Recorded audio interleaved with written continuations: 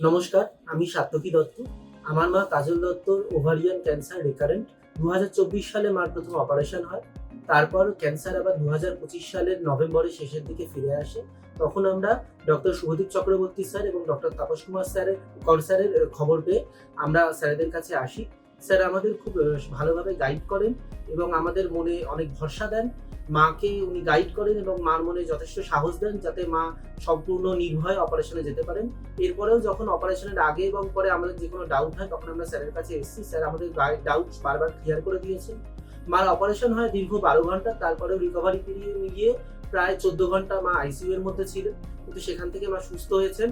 মা আইসিইউতে এরপরে ছিলেন। তারপর সেখান থেকে পুরো প্রসিডিউরই স্যারের প্ল্যান করা ছিল। এই পুরো সমস্যাটা যতক্ষণ চলেছিল ততক্ষণ আমরা স্যারের থেকে সম্পূর্ণ সাপোর্ট পেয়েছি এবং তারপরেও স্যারের থেকে সাপোর্ট পেয়েছি।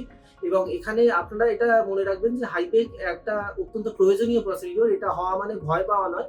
এটা প্রয়োজনীয় প্রসিডিওর এবং এটা সুস্থ হওয়ার জন্য একমাত্র একান্ত প্রয়োজনীয়। এই মুহূর্তে আমার মা সুস্থ এবং আমার পাশে বসে আছে। নমস্কার, আমি কাজল দত্ত।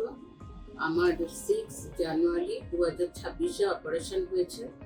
আমি এখন সম্পূর্ণ সুস্থ আছি এবং খুব ভালো আছি। ডাক্তারবাবুদের কথা মতো চলেছি এবং ডাক্তারবাবুদের অপারেশনের পর আমি সেরকম কষ্টও ফিল করিনি প্রথমে যে ভয়টা পেয়েছিলাম। বর্তমানে আমি সম্পূর্ণ ভালো আছি।